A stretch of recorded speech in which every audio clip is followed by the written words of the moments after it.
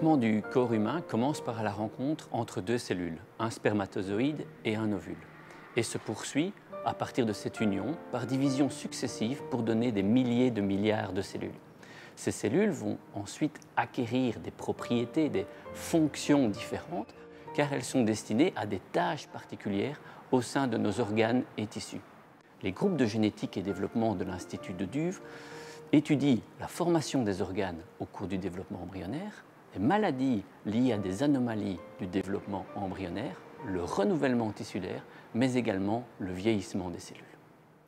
Au sein de l'Institut, 3 groupes focalisent leurs recherches sur les mécanismes de formation des organes au cours du développement embryonnaire.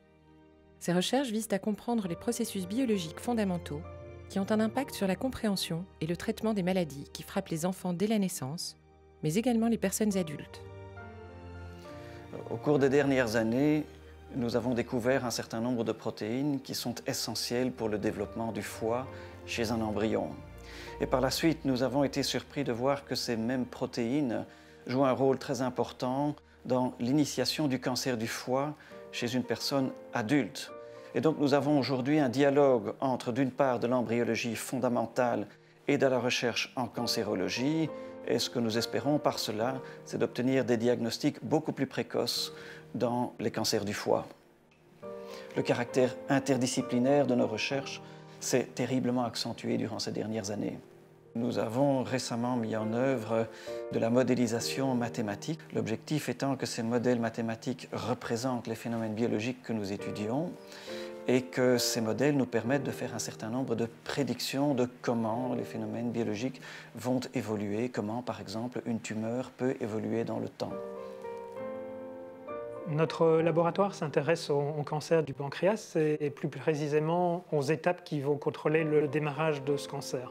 On a découvert différents mécanismes importants pour l'apparition de ce cancer. C'est malheureusement aujourd'hui le cancer qui, chez l'homme, a le taux de mortalité le plus élevé. Et ce qu'on espère, c'est qu'à l'avenir, nos recherches, nos découvertes et celles de nos collègues dans le monde permettront d'arriver à un meilleur traitement de ce cancer.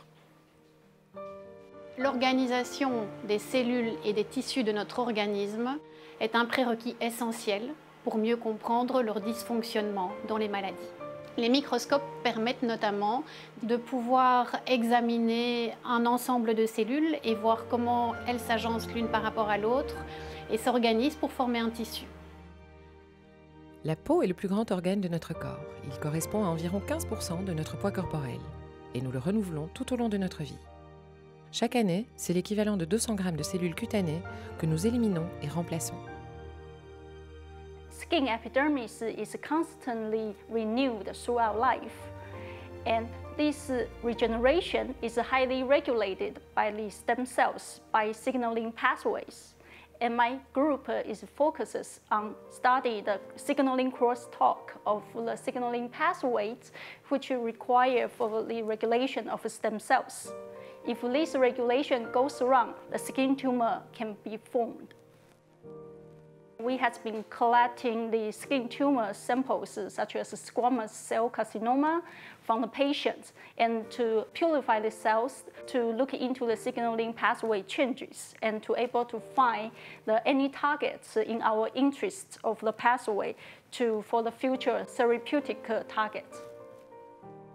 Lorsque les cellules se divisent, elles s'épuisent et vieillissent. Un signe de ce vieillissement cellulaire, c'est le raccourcissement des extrémités des chromosomes qu'on appelle les télomères. Les télomères, c'est ce qu'on va trouver au bout de nos chromosomes. Ce sont des structures qui vont protéger en fait nos chromosomes. Si on veut les comparer à quelque chose du concret, du quotidien, on pourrait les comparer aux petits bouts en plastique qu'on trouve au bout des lacets. Vous savez qu'au bout des lacets, on a cette petite structure en plastique qui les protège contre l'usure. Quand le petit bout en plastique s'en va, s'use, c'est tout le lacet qui s'use. Avec le temps, les télomères s'usent. Ce qui va être responsable des maladies du vieillissement, comme la perte d'immunité ou les pertes de fonction cérébrale. On a montré il n'y a pas longtemps que l'exercice physique de type endurance pouvait en fait potentiellement protéger les télomères et les protéger contre l'usure, en activant au bout des télomères la production d'une espèce de vernis protecteur. Une cellule cancéreuse, à l'inverse de nos cellules à nous, va être une cellule qui va en fait être tout le temps jeune, donc une cellule qui va trouver le moyen de ne pas vieillir. Et c'est ce qui la rend dangereuse et la rend capable de se diviser et former des tumeurs. Donc au laboratoire, on s'intéresse également à essayer de cibler finalement ce mécanisme de jeunesse éternelle des cellules cancéreuses. On va essayer d'empêcher la cellule cancéreuse de rester jeune, d'avoir cette capacité de proliférer indéfiniment. Et c'est notre objectif de notre laboratoire. Un autre groupe à l'Institut étudie les malformations qui touchent le système vasculaire. Grâce à une collaboration avec le Centre des malformations vasculaires congénitales des cliniques universitaires Saint-Luc, ils analysent de l'ADN à la recherche de mutations qui permettent d'expliquer ces malformations. Donc ici, j'ai une patiente qui a une malformation veineuse au niveau du bras. On va aller en salle d'opération pour le traitement, enlever la malformation et prendre une partie de cette malformation pour le laboratoire. Chaque petit fragment d'ADN qui a été vu va être représenté ici par une bande bleue ou rose. Et quand il y a une différence entre la séquence d'ADN telle qu'on la connaît et celle qu'on a lue par exemple chez un patient, ça va être ce que nous, on va après détecter comme une mutation qui va pouvoir être la cause de la maladie. Par exemple ici, tous les endroits où vous voyez qu'il y a un petit carré rouge sur les séquences qui ont été lues par la machine, et elles sont donc différentes du petit carré bleu qui est la séquence que vous êtes censé avoir dans votre ADN. Et donc ça va être sans doute ici la mutation causale de la maladie qu'on recherche. L'identification d'un changement niveau de l'ADN permet de caractériser les fonctions cellulaires qui sont anormales. La caractérisation de ces dysfonctionnements cellulaires permet également d'essayer de réfléchir quelles seront les molécules qui peuvent normaliser ces dysfonctionnements. La molécule sirolimus que nous avons identifiée étant efficace pour normaliser ces fonctionnements, en fait, inhibe une voie de signalisation qui est trop active dans ces cellules. Et ainsi, il permet de, éventuellement, traiter les patients. On a déjà pu identifier une nouvelle molécule qui change la qualité de vie de nos patients puisqu'ils sont améliorés de 30 à 90%, alors qu'avant, ils restaient, malgré les traitements conventionnels, avec une impotence fonctionnelle, avec une impotence esthétique, et que ce soit la chirurgie ou la sclérothérapie ne permettaient pas de les améliorer. Je suis née avec une malformation veineuse. Ça a toujours été très douloureux. Et la sclérothérapie diminuait la malformation et atténuait les douleurs pendant un certain temps.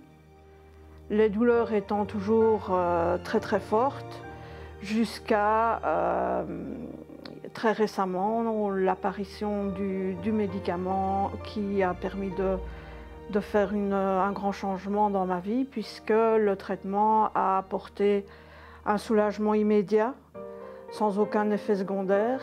Et depuis lors, je n'ai plus aucune douleur au niveau de l'œil, plus aucune douleur au niveau de la malformation, qui elle-même est fortement réduite et qui diminue de jour en jour. Avant, j'avais des difficultés, même au niveau professionnel, au niveau familial, parce que c'était toujours être sous tension, il y avait des jours où je ne voyais même pas mes enfants parce que je restais enfermée dans la chambre tellement j'avais mal. Et voilà, c'est vraiment une vie complètement transformée.